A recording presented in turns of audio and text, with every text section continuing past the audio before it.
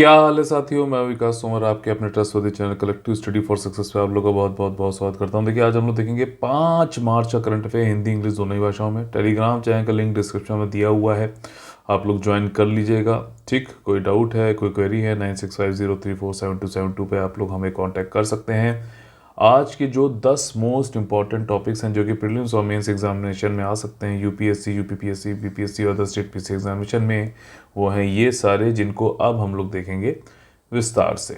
ठीक, इसमें war crime और आईटीयू बहुत इंपॉर्टेंट चीज़ें हैं। कैसे क्या क्वेश्चन बन सकते हैं वो सब भी मैं आपको बताता चलूंगा। अब first topic is from general studies paper 3। Defence and security issues से संबंधित है। विलेज डिफेंस कमिटीज इन जम्मू। जम्मू में ग्राम रक्षा समितियां, आपको मालूम है कि आतंकवाद बहुत ज़्यादा है जम्मू में। ठीक, जम्मू एंड कश्मीर वैली में, तो वहाँ के लोकल्स को हथियार चलाना सिखाकर, ठीक, जो लोग फाइट करना चाहते हैं, टेररिस्ट के खिलाफ लड़ना चाहते हैं, जो लोग, क्योंकि 99% तो जनता सही है ना, तो उनके लिए जो है ये एक समितियां बनाई जाती हैं जो आतंकवाद को ख़त्म करते हैं। इसका नाम हालांकि समितियों से चेंज करके इस बार विलेज डिफेंस ग्रुप रख दिया जाएगा। ठीक, समूह रख दिया जाएगा। अभी इस पे फॉर्मल औपचारिक ऑर्डर आना बाकी है गृह मंत्रालय से, बट मिलिटेंसी से निपटने के लिए इनको हाई टेक वेपन और सैलरी भी इन लोग को मिलेगी। ठीक है, और इससे पहले ये 1995 में 10 डिस्ट्रिक्ट में चलाया गया था जम्मू रीजन में, ताकि मिलिटेंट्स जो है, उग्रवादी जो है, उनसे लड़ने में इनको तैयार किया जा सके। देखिए ट्रेनिंग दी जा रही है। ठीक, और 26,567 लोगों ने इसमें इसमें रिक्रूटमेंट भी किया था, रिक्रूटमेंट उनका हुआ था, लेकिन फिर इसको हटा दिया गया था क्योंकि इन लोग क्या क्रिटिज्म ये बताया जा रहा था कि ये लोग यहाँ ट्रेनिंग लेते हैं और फिर खुद वायलेंस बहुत ज़्यादा करते हैं, इसलिए हटा दिया गया था। लेकिन अभी फिर से गवर्नमेंट इसको वापस लाने की कोशिश कर रही है। अभी औपचारिक ऑर्डर आएगा तो पता चल जाएगा। अब next topic is from general studies paper 2, international relation संबंधित है। देखिए एशियन इंफ्रास्ट्रक्चर इन्वेस्टमेंट बैंक, ठीक, एशियाई बुनियादी ढांचा निवेश बैंक, ये आपका चाइना में बीजिंग में है। ठीक है, वहाँ पे इसका हेडक्वार्टर है। अभी रशिया और बेलारूस में जो भी इस बैंक के द्वारा निवेश किए गए हैं उनकी समीक्षा करने के लिए और होल्ड कर दिए गए हैं सारे प्रोजेक्ट। आपको पता है क्यों? क्योंकि रशिया ने यूक्रेन के ऊपर अटैक किया, बेलारूस उसमें पूरी मदद कर रहा है। ठीक, हालांकि रशिया और बेलारूस दोनों ही मेंबर हैं इस बैंक के, लेकिन उनके जो भी प्रोजेक्ट इस बैंक के द्वारा निवेश किए गए हैं उनकी समीक्षा होगी और उनको अभी होल्ड पे डाल दिया गया है। इसका एक कारण ये भी है, कई सारे और भी कंट्रीज़ ने इनके ऊपर प्रतिबंध लगाए हैं, तो उसको भी देखा जाएगा। चलिए अब इसके बारे में जान लेते हैं बैकग्राउंड नॉलेज। जैसा कि मैं आप लोग कहता हूँ, current affair based general studies को जोड़ के क्वेश्चन पेपर का पैटर्न बन रहा है कई सालों से। तो करंट अफेयर पढ़िए फिर बैकग्राउंड पढ़िए, क्वेश्चन आप कट ऑफ आसानी से क्लियर कर सकते हैं। AIIB जो है एक मल्टीलेटरल डेवलपमेंट बैंक है, बहुपक्षीय विकास बैंक है, जिसका एम है कि दुनिया में, एशिया में आर्थिक और सामाजिक जो डेवलपमेंट है उसको बढ़ाया जा सके। बीजिंग चाइना में इसका मुख्यालय है। ये 16 जनवरी 2016 को इस्टेब्लिश किया गया था। 1601 2016 ऐसे करके याद कर सकते हो आप।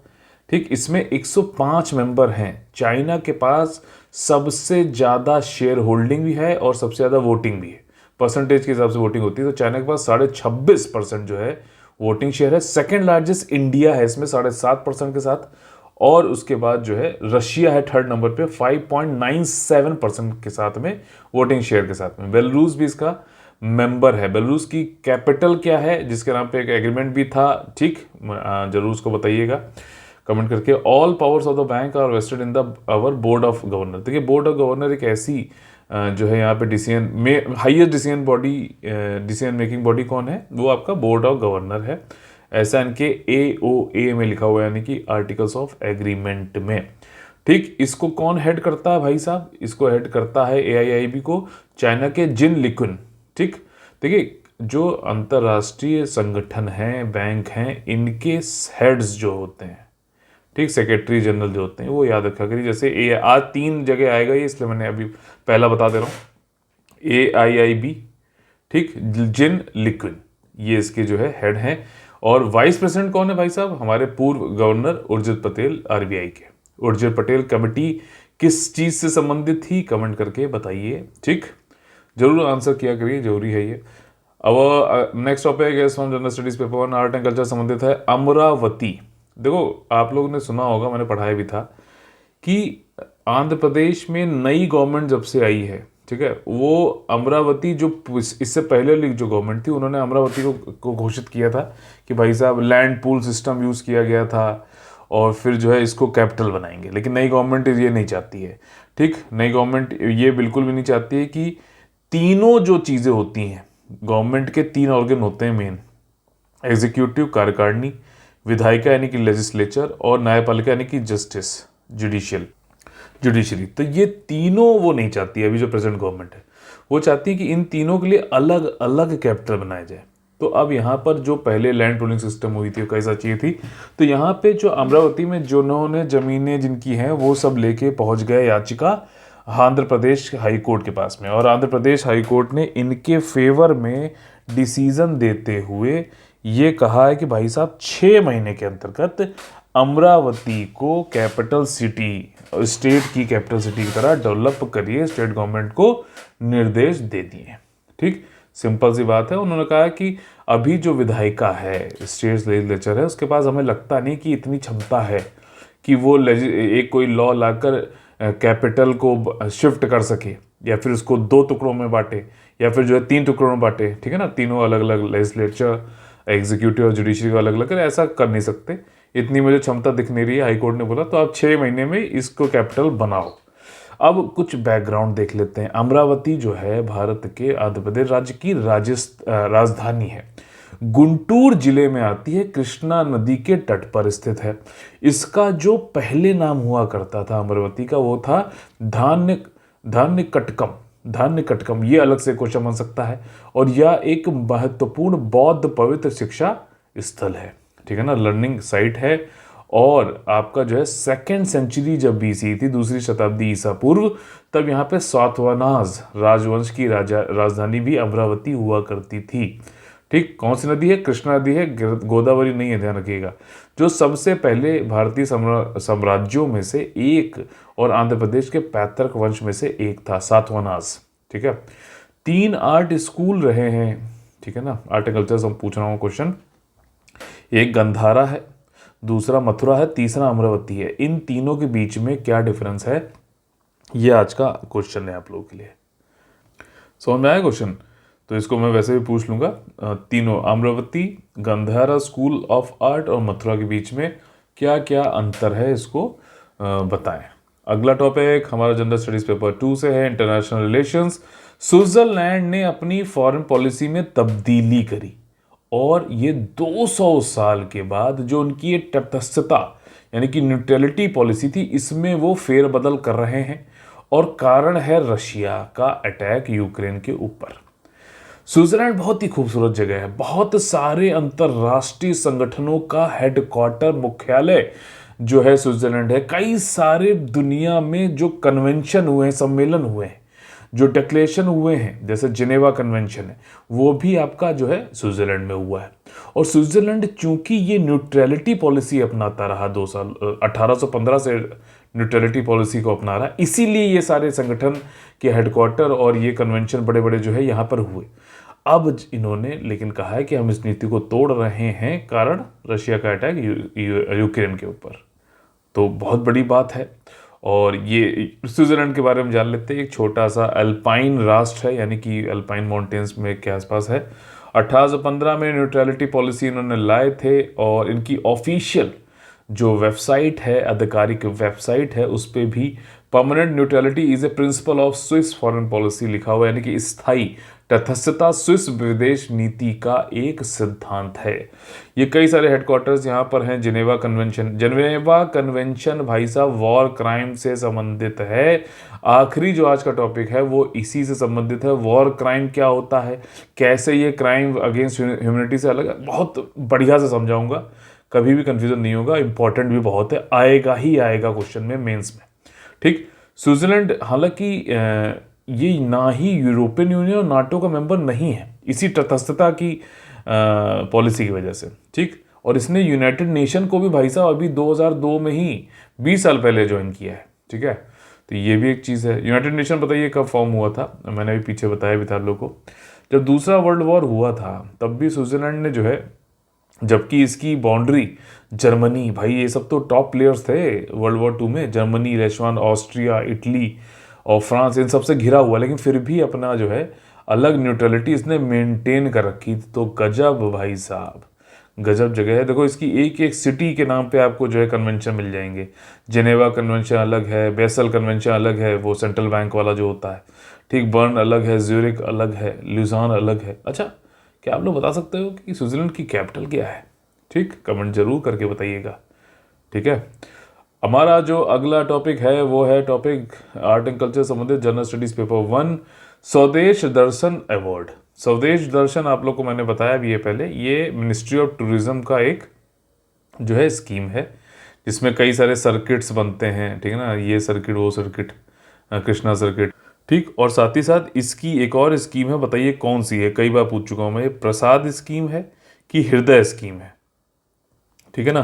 तो स्वदेश दर्शन भी अवार्ड मतलब स्कीम है इनकी, मिनिस्ट्री ऑफ टूरिज्म की, और इसी में जो राज्य, जो यूनियन टेरिटरी, जो कार्यान्वयन एजेंसियाँ, इम्प्लीमेंटिंग एजेंसियाँ अच्छा करती हैं, उनको भाई साहब अवार्ड दिया जा रहा है। सिंपल सी बात है, ठीक है, क्योंकि वो उन्होंने बेस्ट प्रैक्टिसेस कुछ करी है प्लानिंग में, डिज़ाइन में, आपका मॉनिटरिंग करने में, क्षमता बढ़ाने में, मेन चीज़ें टूरिज्म बढ़ाने में, ठीक। कई सारी इसमें वर्गीकरण की गई हैं कि इसके तहत कई सारी प्रविष्टियाँ डाली गई कि भाई साहब बेस्ट टूरिस्ट इंटरप्रिटेशन सेंटर के लिए अवार्ड हम देंगे। ये सब अवार्ड की कैटेगरी, इस इन कैटेगरी में अवार्ड दिए जाएंगे। कैफेटेरिया, माइस फैसिलिटी, माइस फैसिलिटी क्या मतलब, माइस तो चूहा होता है, तो ये माइस क्या चीज़ है। क्राफ्ट हॉट, सुवेनियर शॉप हो गया, वाटर फ्रंट डेवलपमेंट, ये सारी चीज़ें हैं। स्वदेश दर्शन के लिए 76 प्रोजेक्ट इन्होंने सैंक्शन किए थे 31 स्टेट और यूनियन टेरिटरीज में, 5500 करोड़ रुपया दे चुके हैं।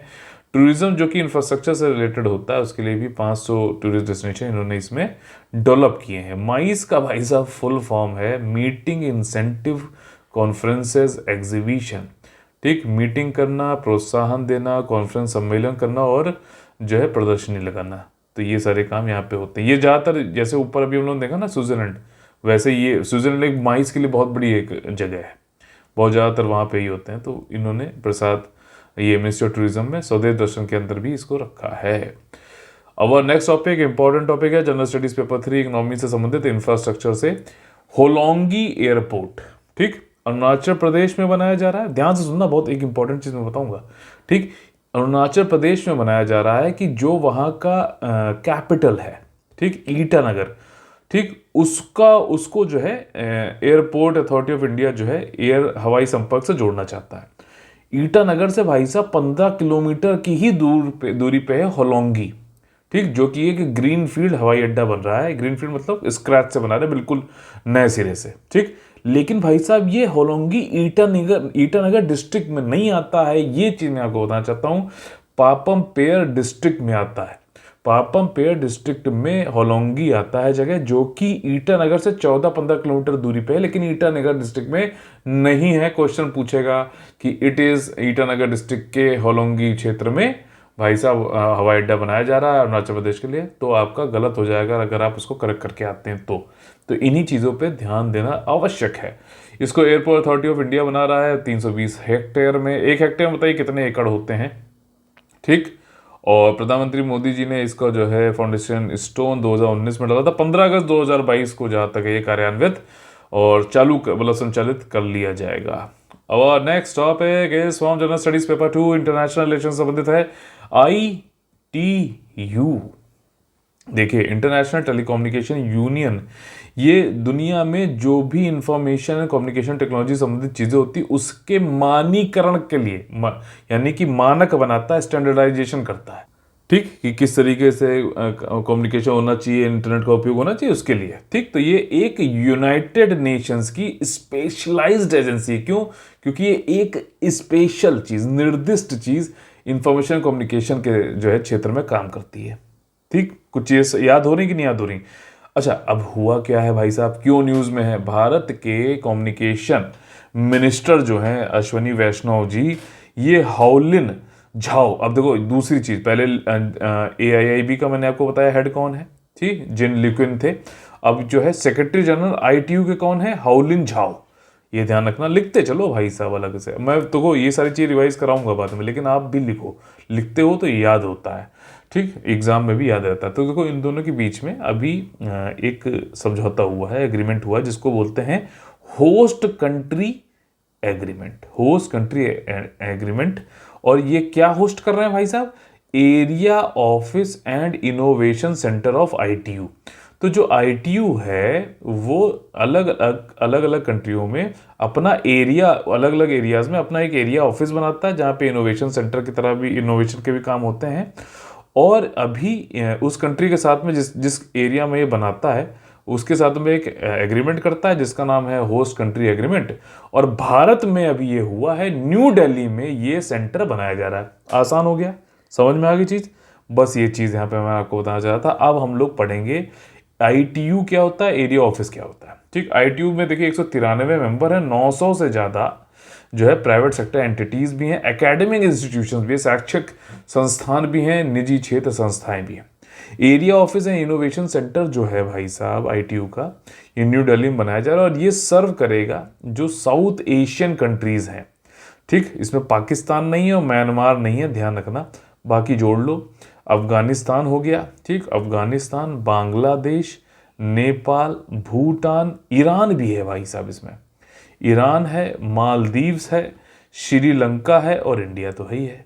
ठीक, तो 8 कंट्रीज हैं, अफगानिस्तान, ईरान, नेपाल, भूटान, बांग्लादेश, ईरान और इंडिया और श्रीलंका और मालदीव्स। 1 2 3 4 5 6 7 8, तो ये इसको सर्व करेंगे। हो सकता है इसमें आपको ये चलो 8 है, याद करने में दिक्कत हो रही है, ये याद जरूर रखना कि पाकिस्तान और म्यांमार इसमें नहीं है। ठीक, अच्छा, जो होस्ट कंट्री है, होस्ट कंट्री एग्रीमेंट क्या बताता है, क्या होता है इससे, देखिए ये लीगल और फाइनेंशियल फ्रेमवर्क एस्टेब्लिश करता है, ऑपरेशन बताता है कि कैसे हमें इस्टेब्लिश करना है और ऑपरेट करना है एरिया ऑफिस को, जो न्यू दिल्ली में अभी खोला गया है। तो ये एग्रीमेंट में ये सारी चीज़ें लिखी होती हैं। ये सेंटर तो खुल गया, अब इसको कैसे संचालित करोगे, कैसे इसमें ऑपरेशंस करोगे, वो सारी बातें एचसीए में होती हैं। ये कोशिश की जा रही है कि 2022 के मध्य तक जो है चालू हो जाए, संचालित हो जाए। इसके अलावा देखिए एक इसमें ज़रूरी चीज़ है, वर्ल्ड टेलीकम्युनिकेशन स्टैंडर्डाइजेशन असेंबली 20, ये हर 4 साल में होने वाली ग्लोबल कॉन्फ्रेंस है आईटीयू की, जिसमें कि मानकीकरण होता है, स्टैंडर्डाइजेशन होता है इंफॉर्मेशन एंड कम्युनिकेशन टेक्नोलॉजी से संबंधित। समझ में आ गया। ये इस बार जेनेवा स्विट्जरलैंड में ही हुआ था भाई साहब, देखो ज़्यादातर चीज़ें वहीं होती हैं स्विट्जरलैंड में, तटस्थता उसने करी। और जरूर क्वेश्चन पूछेगा, मत गलत करना, मैं बता रहा हूँ, मत करना, ठीक है। तो देखो ये वर्ल्ड टेलीकम्युनिकेशन स्टैंडर्डाइजेशन असेंबली 20, और इंडिया अगला जो है इसको मेजबानी करेगा, ये ध्यान रखना। 2024 में कौन करने वाला भाई साहब, इंडिया करेगा। 2020 वाला किसमें कहाँ हुआ था, जेनेवा स्विट्जरलैंड में हुआ था। इंडिया हैज़ प्रपोज किया है अभी to host the next WTSA to be held in 2024। अभी प्रपोज किया है, अभी फाइनल नहीं हुआ है, ध्यान रखना है ऐसी बातों पे। मैं बता रहा हूँ ना, प्रीलिम्स हो चाहे मेंस हो, एक एक शब्द क्वेश्चन का जो है बहुत ज़्यादा इंपॉर्टेंट हो जाता है। ठीक, अब नेक्स्ट टॉपिक है general studies paper 3, defence and security issues समझे। देखिए डिफेंस एक्विजिशन प्रोसीजर 2020। देखिए डिफेंस से संबंधित कई सारे हमें इक्विपमेंट चाहिए होते हैं, उसका अधिग्रहण करना होता है और उस अधिग्रहण करने के लिए कुछ प्रक्रिया होती हैं। कुल मिला के DAP हो गया, डिफेंस एक्विजिशन प्रोसीजर 2020 में ये आई थी। समझ में आ गई बात। इसमें मेन जो चीज़, अगर आप लोगों ने पढ़ा होगा मेरे ख्याल से, नहीं पढ़ा तो कोई बात नहीं, मेन एसेंस बता देता हूँ इस प्रोसीजर का, कि भाई साहब हमें मेक इन इंडिया करना है। ठीक, आपको डिज़ाइन भी करना है, डेवलप भी करना है, मैन्युफैक्चर भी करना है। ठीक, और इसको इन्वेंट भी करना है। इसको फुल शॉर्ट फॉर्म मैंने बनाया था IDDM करके। ठीक, तो इनोवेट करो, इन्वेंट भी करो, डिज़ाइन करो, डेवलप करो, मैन्युफैक्चर करो। इस सब के लिए हम चाहते हैं कि भारत में ही करें, चाहे प्राइवेटाइजेशन को यूज़ किया जाए, लेकिन भारत से ही हम अधिग्रहण करें, बाहर के ऊपर डिपेंडेंस हमारी खत्म हो, इंपोर्ट सब्सटीट्यूशन की तरफ हम बढ़ना चाहते हैं। ठीक, तो इसमें कई सारी कैटेगरीज होती हैं, मेक 1, मेक 2। ठीक, तो जो करंट अफेयर में है उससे संबंधित समझ लेते हैं। मिनिस्ट्री ऑफ डिफेंस ने ये कहा है, ये ऑफर किया है 4 प्रोजेक्ट। इंडियन इंडस्ट्रीज को यानी कि घरेलू उद्योगों को कहा है कि भाई साहब तुम डिज़ाइन करो, डेवलप करो, यानी कि डैड करो, ठीक, डिज़ाइन और डेवलपमेंट करो किसका, अंडर मेक वन कैटेगरी में डिफेंस एक्विजिशन प्रोसीजर 2020 के अंतर्गत। मेक वन कैटेगरी होता क्या है? मेक वन कैटेगरी में जो इंडस्ट्री को कुछ न कुछ वित्तीय सहायता दी जाती है प्रोटोटाइप के डेवलपमेंट करने के लिए। समझ में आ गई बात? ठीक, 4 अभी दिए गए हैं। मेक वन में वित्तीय सहायता होती है, ध्यान रखना, और बता दे रहा हूं मेक टू में वित्तीय सहायता नहीं होती है, ये भी बता दे रहा हूं अभी, ठीक, बाद में लेकिन पढ़ेंगे अभी हम लोग इसी टॉपिक में।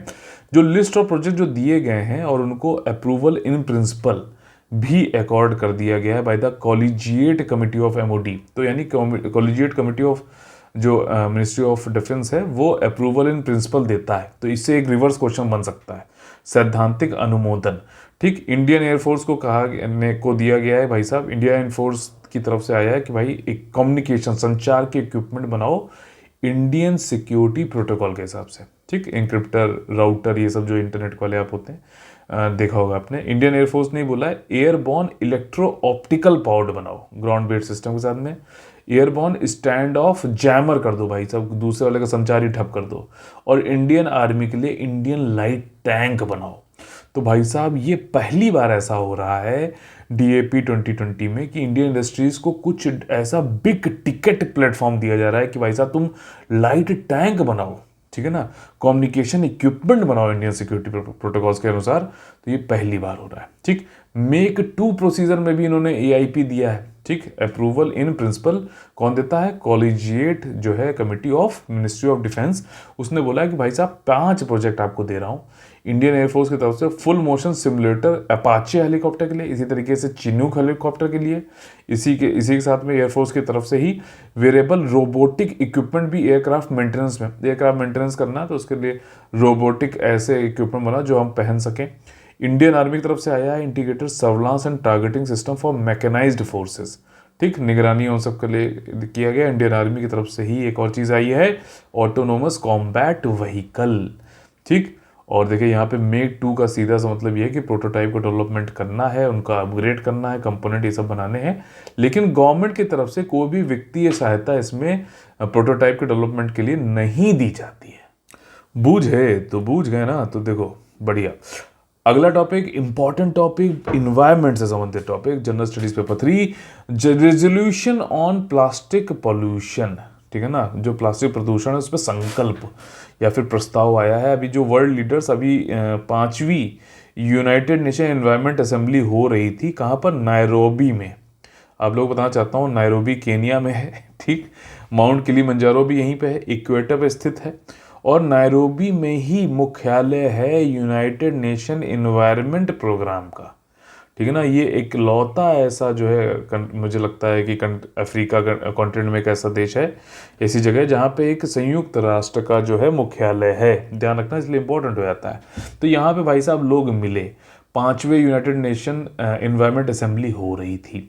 उसमें ये कहा गया कि प्लास्टिक पोल्यूशन को भाई साहब ख़त्म करना बहुत हुआ। ठीक, तो उन्होंने कहा ठीक है, काम करते हैं। एक प्रस्ताव रखा गया, उस पे सबने एक तरफा, किसी ने भी अपोज नहीं किया, सबने कहा हाँ भाई साहब इसके खिलाफ हम जो है जंग लड़ेंगे। और एक रेजोल्यूशन अभी जो है पास कर दिया उन्होंने, जिससे कि लीगली बाइंडिंग एग्रीमेंट होगा कि प्लास्टिक पोल्यूशन को 2024 तक हमें ख़त्म करना है। नहीं, इसमें ये कहा है इन्होंने कि लीगली बाइंडिंग, अब रेजोल्यूशन तो पास हो गया है, ठीक, प्रस्ताव पास हुआ कि हम लीगली बाइंडिंग एग्रीमेंट या फिर ट्रीटी लाएंगे 2024 तक। ठीक, 2024 तक, उसमें फिर आएगा भाई साहब कि 2030 तक हम प्लास्टिक पोल्यूशन खत्म करेंगे, जैसा भी है। यूनानिमस वोटिंग हुई, यानी कि सार्वभौमिक थी, सबने जो है सर्वसम्मति से इसको पास किया।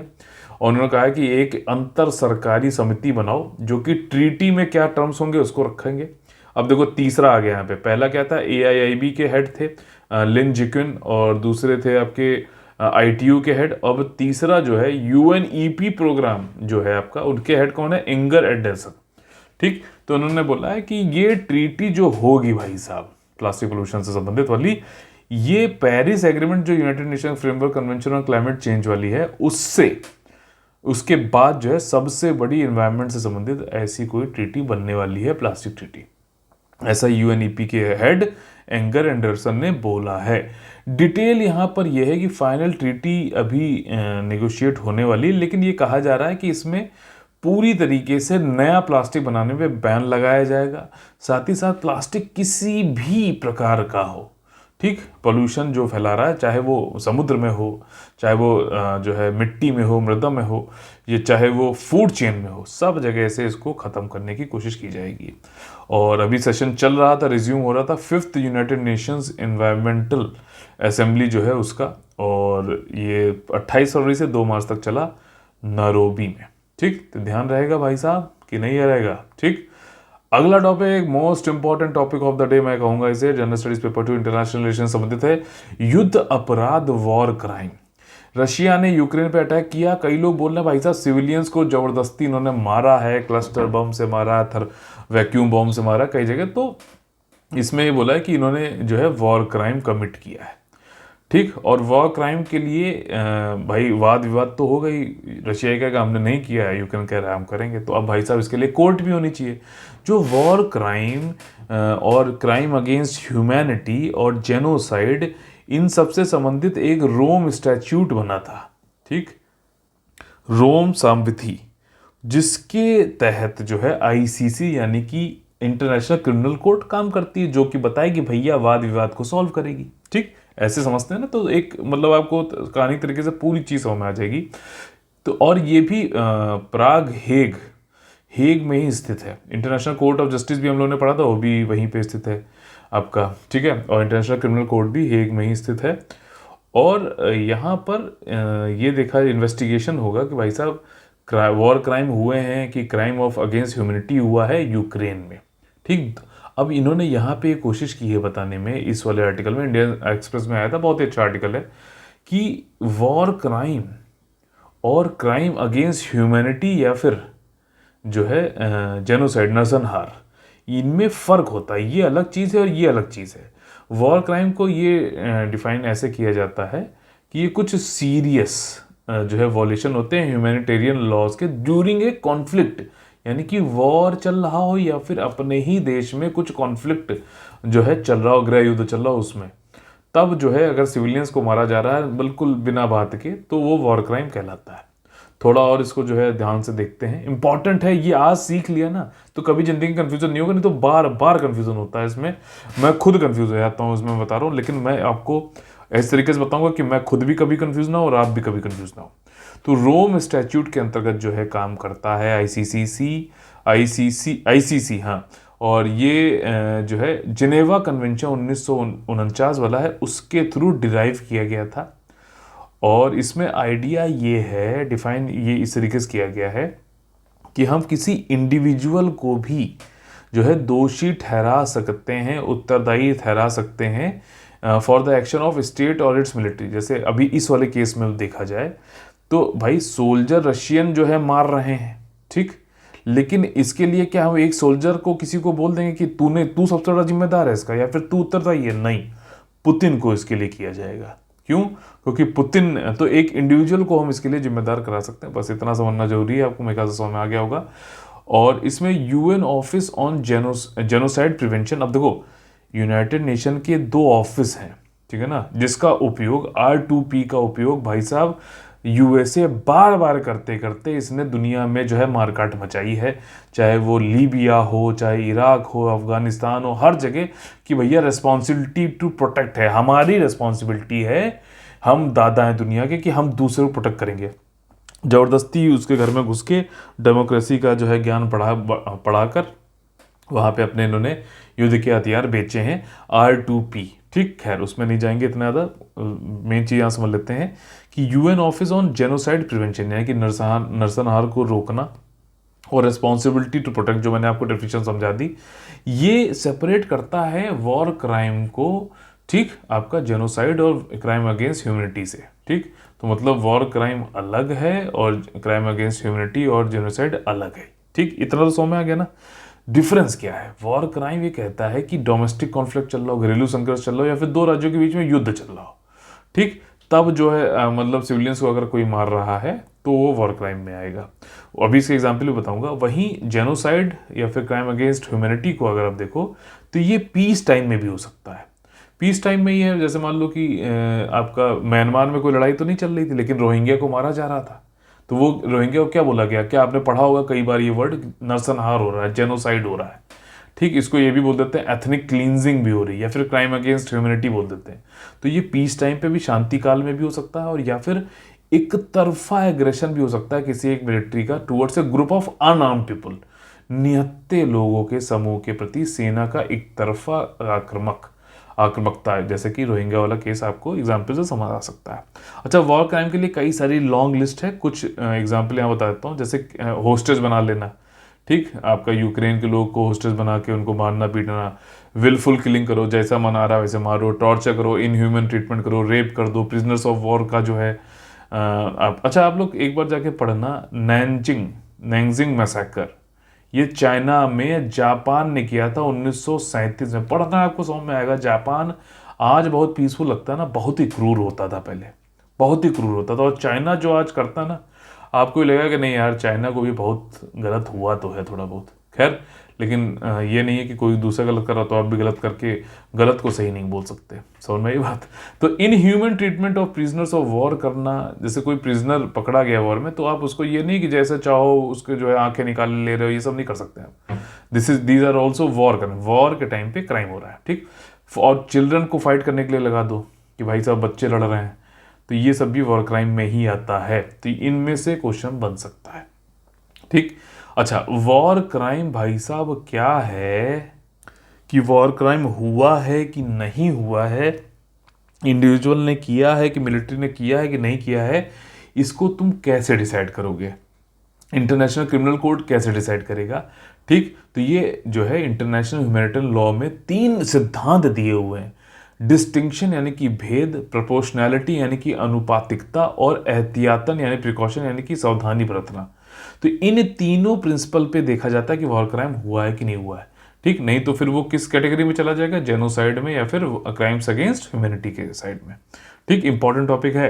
प्रोपोर्शनैलिटी, पहला सिद्धांत की तरफ देखेंगे कि भाई साहब क्या armies from responding to an attack with excessive violence. अच्छा, प्रोपोर्शनैलिटी ये कहता है कि ये रोकता है आर्मी को कि आपके ऊपर, मान लीजिए किसी ने अटैक किया, मान लीजिए पाकिस्तान ने इंडिया के ऊपर अटैक किया, तो इंडिया उनके ऊपर न्यूक्लियर बम फेंक के मार दे, ऐसा नहीं करना चाहिए, ठीक। प्रोफेशनैलिटी करो, अगर वो आर्मी के थ्रू लड़ रहे हैं तो आर्मी के थ्रू करो, वैसे लड़ो। ये नहीं कि जो है हाँ, अगर भैया वो न्यूक्लियर बम ही फेंक दे तब तो प्रोपोर्शनैलिटी में हमें भी फेंकना पड़ेगा, तो ये वाली चीज़ है। तो प्रोपोर्शनैलिटी की बात होती है वॉर क्राइम में।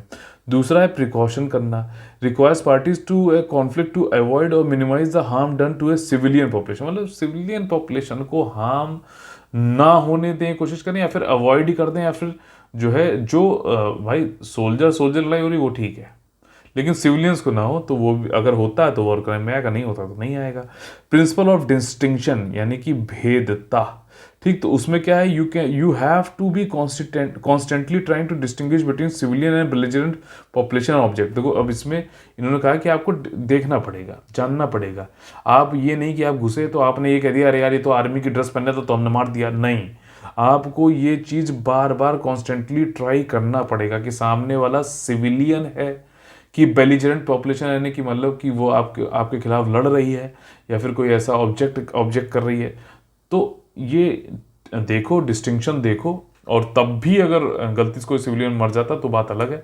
बिना देखे ही आपने देखा जो सामने है मारो, भून डालो सबको, अगर ऐसे एटीट्यूड के साथ, तो भैया कोई आपने डिस्टिंक्शन किया नहीं, तो आपने वॉर क्राइम किया है। बहुत बहुत इंपॉर्टेंट टॉपिक है, मेंस प्रीलिम्स में आ सकता है भैया, प्लीज भैया बहना जरूर इसको कर लेना, ये है मेरा कहना। वाओ, ठीक। तो देखिए आज का ये सेशन खत्म होता है। अगर आप लोगों को पसंद आता है तो प्लीज़ लाइक बटन तोड़िए, ज़्यादा से ज़्यादा लोगों को जोड़िए, शेयर सब्सक्राइब करके, और जो मैंने आंसर्स आपसे पूछे हैं उनको कमेंट जरूर करिएगा।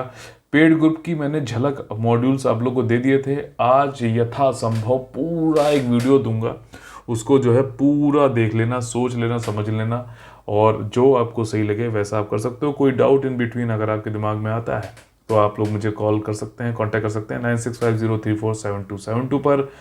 तब तक के लिए लेते हैं आप लोग से अलविदा, अगले वीडियो तक, तब तक के लिए। और चलिए कल फिर से मिलेंगे, और इसी तरीके से कॉन्सेप्ट फैक्ट, पूरा करंट अफेयर निचोड़ कर, जनरल स्टडीज़ का बैकग्राउंड पढ़कर हम लोग अपने करंट अफेयर को मजबूत इतना बना लेंगे कि कहीं और हमको देखना ही ना पड़े। वन स्टॉप डेस्टिनेशन है करंट अफेयर और बाकी कॉन्सेप्चुअल जनरल स्टडीज़ पेपर की तैयारी के लिए, कलेक्टिव स्टडी फॉर सक्सेस। तो कल फिर से मुलाकात होगी, तब तक के लिए आप लोग से लेते हैं अलविदा। जय जय Bharat, all the very best है। वंदे वंदे मातरम।